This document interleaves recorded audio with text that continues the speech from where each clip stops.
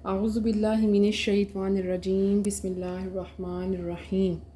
حضرت امام حسین اور دوسرے ایان و انصال کو شہید کر دیا گیا، سر نیزوں کی نوک پر چڑھا دیے گئے۔ امام حسین کا سر اور 71 افراد کے کٹے ہوئے سر نیزوں کی نوک پر، اور 10 سواروں کو ابن سعد نے کہا کہ ان کو روند دو، اور گھوڑوں کی ٹاپوں تلے حضرت امام حسین اور اوان انصال کو روندا گیا، حتیٰ کہ ان کے استخوان مبارک اور ہڈیاں چور چور ہو گئیں۔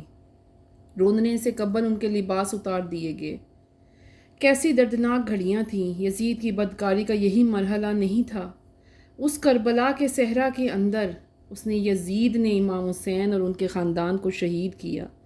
مدینہ منورہ میں جب یزید نے مسلم بن عقبہ کو مقرر کیا اور کہا کہ 3 دن تک حرم تمہارے لیے حلال ہوگا، جو چاہے مرضی کرو، اور شامی فوجوں کو اجازت دے دی، اور پھر وہاں انہوں نے 10,000 تابعین اور 700 صحابہ کرام کو شہید کیا۔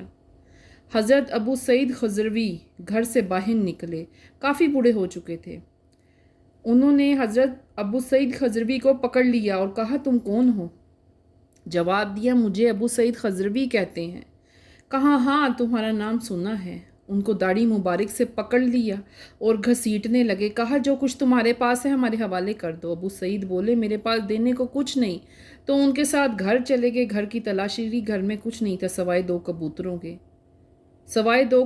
کے۔ انہوں نے وہ کبوتر بھی اپنے قبضے میں لے لیے اور چلے گئے۔ حضرت ابن سنان رضی اللہ تعالیٰ عنہ کو، جو حضور صلی اللہ علیہ وآلہ وسلم کے علم بردار تھے فتح مکہ کے دن، ان کو ستو پلا کر گردن کاٹ دی۔ کہا، یہ وہ ستو ہے جو تم زندگی میں آخری بار پی رہے ہو۔ شامی فوج ایک گھر میں داخل ہوئی۔ خاتون کے ہاں ابھی ایک بچے کی ولادت ہوئی، وہ پہلا دودھ پلا رہی تھی۔ انہوں نے کہا، نکالو، جو کچھ تمہارے پاس ہے ہمارے حوالے کر دو۔ اس خاتون نے کہا، میرے پاس دینے کو کچھ نہیں۔ انہوں نے اس کا بچہ پکڑ لیا۔ خاتون بولی، کہا، تم نہیں جانتے یہ بچہ کس کا ہے؟ وہ کہتے نہیں۔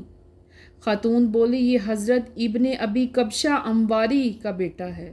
یہ وہ صحابی تھے جو بیعت الشجاع کے موقع پر حضور صلی اللہ علیہ وآلہ وسلم کے ہاتھ پر بیعت کرتے ہیں۔ انہوں نے اس چیز کا بھی لحاظ نہ کیا اور کہا، جو کچھ تمہارے پاس ہے فوراً ہمیں دو، ورنہ ہم تمہارے بچے کو ختم کر دیں گے۔ ماں جو ابھی بچہ ہوا تھا اس سے مخاطب ہو کر کہتی ہے کہ بیٹا، اگر میرے پاس کچھ ہوتا، قیمتی سے قیمتی چیز ہوتی تو میں تمہیں بچا لیتی، اس وقت میرے پاس کچھ نہیں۔ انہوں نے یہ سن کر بچے کو ٹانگ سے پکڑ کر دیوار پر مارا اور اس کا دماغ کا بھیجا نکل آیا۔ کیا کیا زیادتیاں، کیا کیا ظلم نہیں کیے۔ 700 صحابہ کرام کو شہید کیا۔ مسجد نبوی میں منبر رسول کے ساتھ گھوڑے باندھ دیے۔ وہ منبر رسول کے پاس لید کرتے رہے۔ حضرت سعید فرماتے ہیں، میں نابینا تھا، حضور کے روضہ اقدس کے پاس بیٹھا تھا۔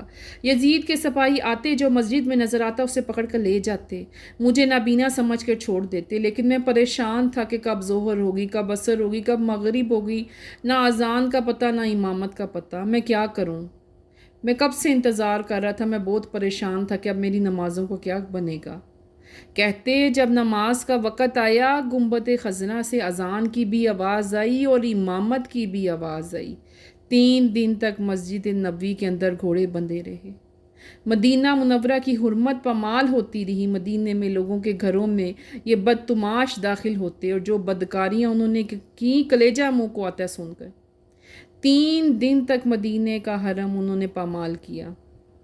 مکہ مکرمہ میں خانہ کعبہ میں آ کے گولے برسائے اور غلاف کعبہ کو جلا ڈالا۔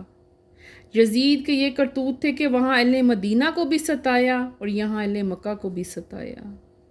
رسول اللہ صلی اللہ علیہ وآلہ وسلم کے خان نمادے کی بے حرمتی، توہین کی۔ نہ صرف ان کو قتل کیا بلکہ ان کے لاشوں پر گھوڑے دوڑائے گئے۔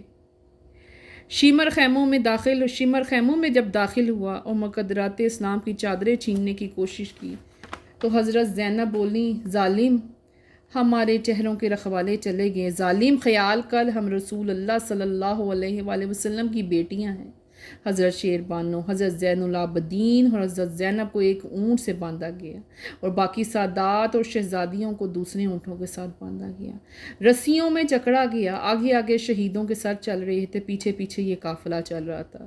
جب یہ قافلہ وہاں سے گزرا جہاں لاشیں پڑی تھیں تو حضرت امام زین العابدین جو آگے بیمار تھے، ان کا حوصلہ نہ پڑا اور غشی کے عالم میں چلے گئے۔ جب ان کی یہ حالت دیکھی تو زینب رونے لگ گئیں، ان کی آنکھوں میں آنسو آ گئے، جو بہت حوصلے کا مظاہرہ کر رہی تھی پہلے، اب وہ رونے لگ گئیں۔ حضرت زینب نے حضرت امام حسین کی لاش پر رک گئیں۔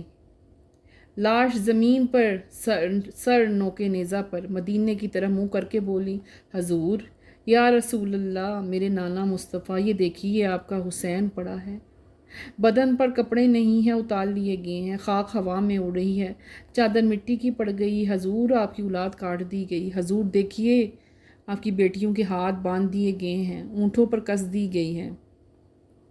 سرے شہید آگے آگے چل رہے ہیں اور قافلہ پیچھے۔ راستے میں ایک جگہ آئی، رات گزاری۔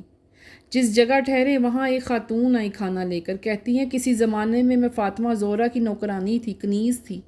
آج جب پتہ چلا کہ یہ قافلہ گزر رہا ہے تو میں نے کہا کہ میں مخدومہ کے خاندان کی تھوڑی خدمت ہی کر لوں۔ اس وقت تو مجھے یاد ہے سیدہ کی گود میں ایک 6-7 ماہ کی بچی تھی جس کا نام زینب تھا۔ بی بی زینب رونے لگی اور بولی، اماں اگر تو پہچانتی ہو نا تو میں وہی زینب ہوں۔ یہ لٹا ہوا کارواں کوفے پہنچا۔ حضرت زینب نے ابن زیاد کے دربار میں وہ جرأت امیز جو باتیں کیں، اللہ اکبر! زینب کی زبان میں علی کی خطابت ہو رہی تھی اور دشمن اور دوست دونوں رونے لگ گئے۔ پھر یہ سروں کا قافلہ حضرات کرام کی مشقیں کسی ہوئیں اور اونٹوں پہ باندھے ہوئے ان کو وہاں سے قادسیہ اور پھر قادسیہ سے دمشق لے جایا گیا۔ دمشق میں یزید کے دربار میں پہنچایا گیا اور اس کے بعد اہل مدینہ لے گئے۔